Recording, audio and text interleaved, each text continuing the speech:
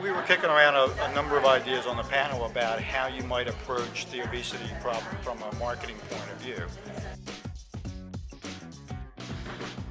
One point I was making was in terms of the pricing and the incentives and so forth, is that there are people out there now who are talking about, why don't we simply put a snack food tax on everything and just be charging people more money if they want to purchase food high in sugar. That really doesn't go up the stream and really start having a big policy impact. It is, if you will, just another way of blaming victims for the fact that they eat these things. We're just going to charge them more money for it and be very regressive about it. One of the more important things to think about from a pricing point of view is how do we start charging a tax on high fructose corn syrup?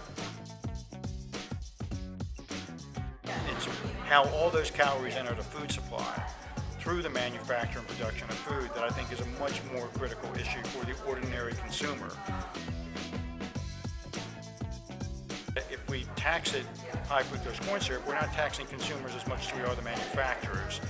And the result of that is they've got two choices. They're either going to be passing on the increased price of the fructose corn syrup to the consumer, or they're going to come up with some new ways of improving their product that doesn't have that corn syrup in it, and hopefully also means it won't have as many calories in it.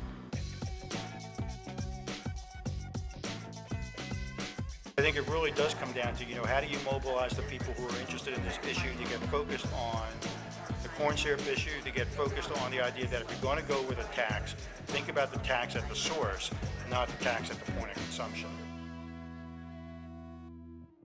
And I think that's where you can start using the marketing principles to bring together a movement around that kind of issue.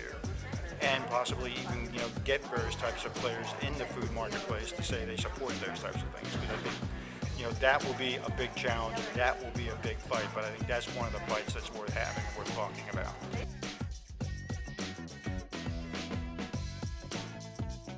And then it really becomes a question of, what kind of groundswell can you build among people who are actively engaged in the whole nutrition, education, obesity movement to say this becomes important for us to take forward. I mean, tobacco regulations didn't come about because policymakers thought it was a good idea.